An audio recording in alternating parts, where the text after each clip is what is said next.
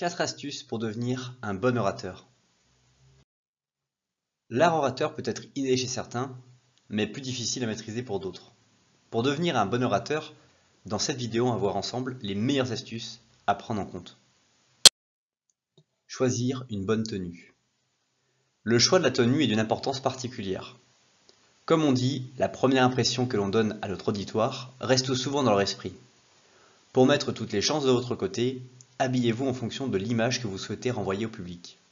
Votre tenue vestimentaire vous permettra de vous mettre en valeur et de vous sentir à l'aise devant votre public. Dans cette étape et cette diapositive, il y a plusieurs choses à prendre en compte. Lorsque vous allez par exemple à un mariage, vous allez vivement choisir de mettre un costume ou une robe particulière pour l'occasion.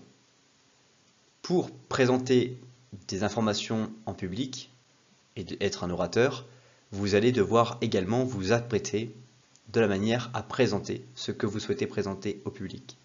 Mais pour autant, vous devez, dans votre zone de confort, pouvoir aller et venir, pouvoir vous mouvoir dans une tenue dans laquelle vous êtes le mieux possible. Choisir une bonne tenue va être alors une habitude. Apprendre à porter les vêtements que vous ne portez pas et que ça devienne comme une seconde peau, que vous ne vous préoccupez plus du tout de l'image que vous donnez avec ces vêtements qui ne sont pas forcément ceux que vous portiez il y a quelques semaines, voire mois auparavant. Bien utiliser son corps. Pour devenir un bon orateur, le langage corporel est très important.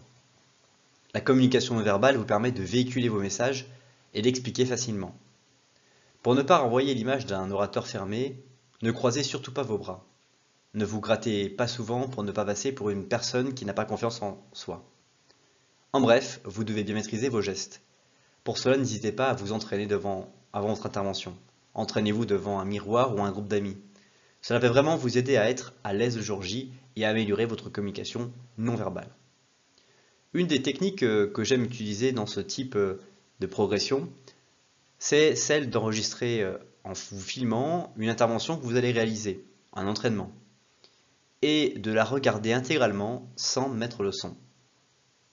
Vous allez alors pouvoir observer des gestes que vous découvrez faire, que vous ne pensez pas faire, et qui vont en fait ne pas être des gestes que vous aimeriez refaire ou produire dans votre vie.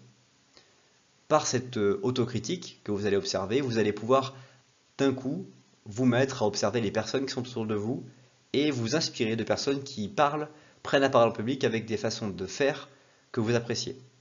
Et puis petit à petit, vous allez vous aussi voir que vous pouvez améliorer votre corps, votre gestuelle, et développer des gestes qui vous plaisent vraiment. Portez son regard sur le public. Tout au long de votre présentation, votre contact visuel ne doit pas perdre votre public. Si vous regardez d'ailleurs par exemple, votre auditoire risque de percevoir cette attitude comme un manque d'intérêt ou un mépris. N'hésitez donc pas à regarder le public dans les yeux.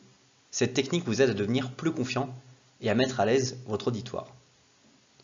Une des choses les plus importantes est de toujours garder votre buste face au public. Si vous projetez un PowerPoint qui est dans votre dos, ne tournez à aucun moment vers ce PowerPoint et cet écran.